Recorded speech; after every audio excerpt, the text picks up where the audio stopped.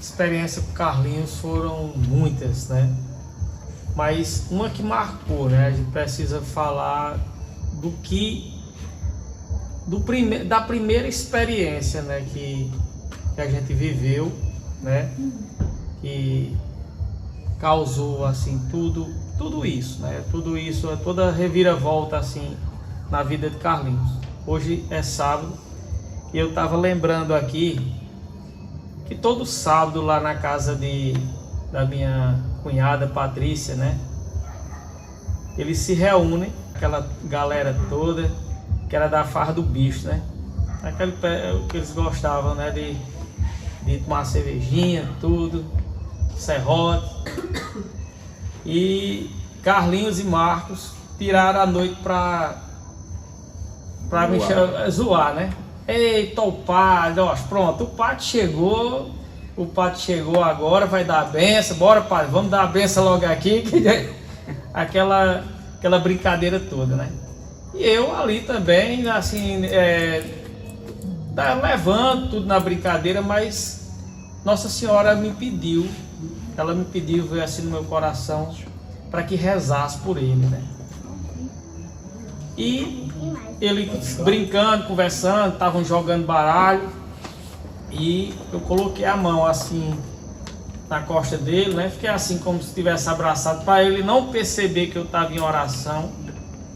E no meu silêncio eu baixei a cabeça e comecei a falar com Nossa Senhora. Me veio aquela coisa que a todos ali eu podia ter rezado por Marcos, por Neném, que é meu cunhado, mas me veio assim para rezar por ele, né? E eu comecei a entregar ele a Nossa Senhora, conversar, ter uma conversa assim com Nossa Senhora, falando, pedindo por ele. E foi aquela conversa que não era pedindo conversão, era rezando por ele, pedindo por ele. E quando foi dias depois, eu não sei se foi Maurício que fez esse convite, né? Que já deu esse testemunho do convite que ele fez a Lala e para participar desse seminário de vida, né? Lá em Serrita. E que ele teve essa experiência com o Espírito Santo e que foi a partir dali. Eu tive a graça porque a Elizabeth, na hora que ele começou a viver essa experiência, como eu repito as palavras de Maurício, e sempre digo no meu testemunho, quando eu falo de Carlinhos a respeito da conversão dele, eu até hoje, 22 anos que eu tenho nessa caminhada, eu nunca vi algo tão sobrenatural assim numa pessoa. Foi uma coisa impressionante. Eu comecei a rezar por ele quando ele estava no meio da assembleia. Aquele homem desse tamanho, e eu bem pequenininho, e eu vendo a hora ele cair por cima de mim. Você presenciou, E nisso, a Elizabeth pediu para tirar ele, porque ele estava realmente, né, assim, nas mãos de Deus, assim. Ele falava coisas que eu não entendia o que era. Depois foi que eu fui entender que era uma profecia. Aquilo era uma profecia, que ele falava que Deus estava abençoando aquela terra, pegava a água, jogava, e essa terra eu entendo hoje assim, que era o ninho do Senhor, né? Aquele local, aquele lugar onde acontecia toda aquela evangelização, a missão que Deus confiou para ele. E por onde a gente anda, a gente teve agora há poucos dias, eu e Maurício, naquela região ali de Parnamirim, o padre sempre pedindo a gente para ir para uma comunidade e outra, e a gente fica olhando a semente que Carlinhos plantou. Mas para que Carlinhos plantasse essa semente, foi necessário que Carlinhos também conhecesse ao Senhor, conhecesse o Senhor da vida, vivesse o farol, vivesse a luz, né? E Carlinhos conheceu isso tudo para poder plantar. E hoje a gente chega das comunidades para ir levar a palavra de Deus. Aí eles ficam olhando eu e Maurício, Maurício faz aquele louvor, depois eu faço a palavra, e depois vem os abraços, vem os agradecimentos e os cumprimentos. E eu tive o prazer de agora há poucos dias ir numa missão com o Maurício. Quando eu cheguei lá, peguei uma senhora de quantos anos, Maurício? 90 aí? Quase 100 anos. Vocês me lembram muito o meu irmão Carlinhos Paró.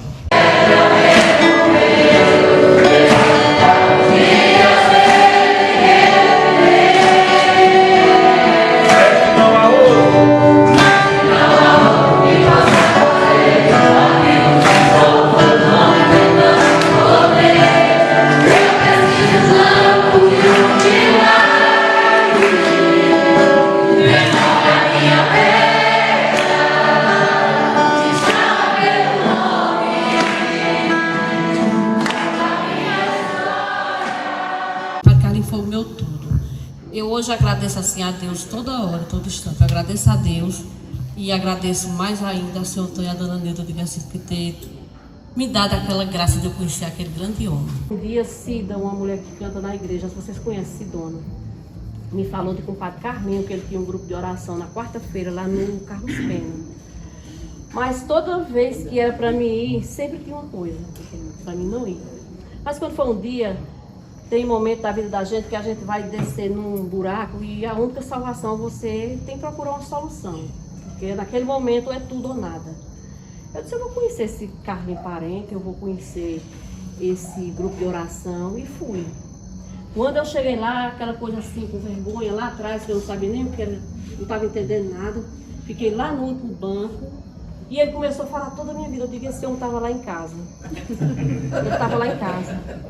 Ele estava lá em casa porque ele estava escutando tudo. Meu Deus, ele estava escutando tudo. Estava atrás da porta. Ele estava atrás da porta. E ele foi falando tudo que eu estava vivendo. Tudo. Aí quando foi depois que terminou, ele olhou assim para mim, quero falar com você. Eu disse, pronto, ele estava mesmo. Ele estava mesmo lá em casa. Aí eu disse, tá bom. Aí quando terminou o grupo de oração e todo mundo falando, eu digo, vamos embora. Ele, vai não, viu? Fica aí. Eu disse, meu Deus do céu, agora. Não corra não. E eu, todo mundo saía assim, olhando, e ele deixou todo mundo só de pronto. Agora pronto. Eu sozinha, mas ele aqui, ele agora. Aí quando ele chegou, olhou assim no meu olho, coisa que ninguém nunca tinha olhado no meu olho. Só olhava pra me acusar da mulher ignorante que eu era, da mulher barraqueira que eu era. Mas ele olhou assim no meu olho e disse assim, deixa eu cuidar de você. Deixa eu cuidar de você. Você é casada com meu primo. Deixa eu cuidar de você. Deixa eu cuidar de seus filhos. Aí eu disse, ele disse, estou aqui, precisando de alguém para cuidar de mim mesmo. Porque a minha situação, ele disse, eu sei, Jesus sabe. Jesus sabe quantas noites você tem chorado. Agora eu vou lhe apresentar Nossa Senhora e Jesus. E você vai fazer tudo que eu disser a você, você vai fazer. Eu disse, tá bom. Já não tinha mais nada que perder, né? Aí eu disse, tá bom. Ele disse, ó, na quarta-feira o grupo de oração aqui. Você faz o que de manhã? Eu digo, vou deixar minhas crianças lá no carro do Paulo Fernando. Ele disse, vá pro santuário, que era o louvor de manhã. E foi. Na quinta-feira eu vou para a intercessão lá da Mãe da Vitória. Eu não sabia nem quem era a Mãe da Vitória, nem onde era a Mãe da Vitória. Vou lá para a Mãe da Vitória, que é a intercessão na quinta-feira, que Jesus está lá. Eu digo, gente, eu vou conhecer esse Jesus que eu não conheço. E eu sei, comecei fazendo tudo o que ele mandava. Tudo o que ele mandava. Então eu fui me tornando assim uma mulher que podia, o pai dos meus filhos sair, podia fazer o que fosse, mas eu estava em casa. Porque quando eu ia fazer uma coisa errada, eu me lembrava do padre Carlinhos. Ele dizia, você vai fazer o quê? Quando você vier para você fazer qualquer coisa que não é do agrado de Deus, você vai lembrar de Jesus e do padre Carlinhos.